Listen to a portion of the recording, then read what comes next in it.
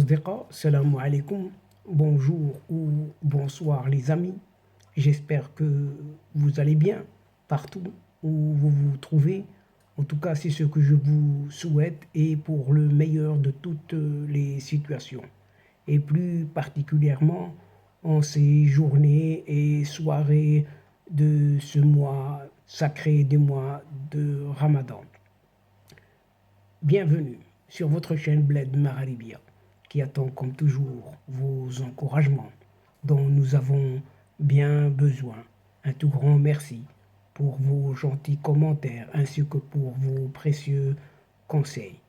Et merci de nous recevoir une nouvelle fois chez vous.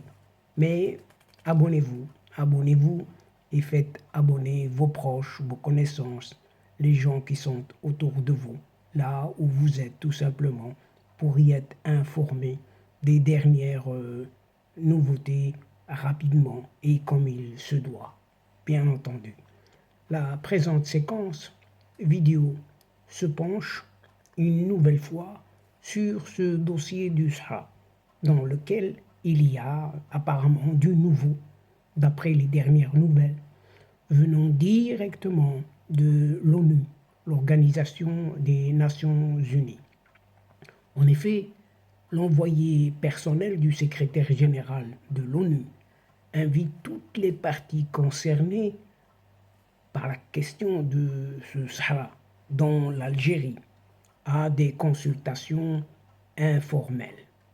Par conséquent, en prévision de son passage dans les semaines à venir devant le Conseil de sécurité des Nations Unies, un certain Stéphane de Mistura, cet envoyé spécial du secrétaire général de l'ONU, Antonio Guterres, prévoit d'organiser cette semaine des consultations bilatérales, informelles, avec les parties, toutes les parties engagées dans ce conflit du Sahara occidental, marocain tout de même. C'est ce qu'a indiqué ce mardi 28 mars le porte-parole du secrétaire général de l'ONU lors d'un point de presse.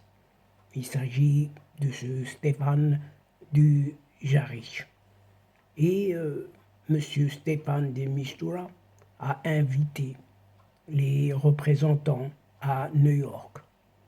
Il s'agit du Maroc, du Front Polisario, de l'Algérie et de la Mauritanie, ainsi que les membres du groupe des Amis du Sahara occidental, dits marocains, à savoir la France, la Fédération de Russie, l'Espagne, le Royaume-Uni et les États-Unis, à des consultations bilatérales informelles avec lui avant la présentation de son exposé semestriel au Conseil de sécurité. En tout cas, c'est ce qu'a précisé point par point Stéphane Dujarric. L'envoyé personnel Stéphane de Mistura a indiqué que le but des consultations bilatérales informelles serait de discuter des enseignements tirés du processus politique, approfondir l'examen de toutes les positions et de continuer à chercher les formules mutuellement acceptables pour faire avancer le processus politique. C'est ce qu'a ajouté Stéphane Dujarric. Le médiateur onusien, Stéphane de Mistura, a souligné dans ses invitations qu'il gardait l'espoir qu'une solution politique juste, durable et mutuellement acceptable qui assurera une certaine autodétermination du peuple du Sahara occidental au Maroc, conformément aux résolutions pertinentes du Conseil de sécurité, est possible. En tout cas, c'est ce qu'a rapporté toujours Stéphane Dujarric. Le siège des Nations Unies à New York accueille par conséquent ces consultations.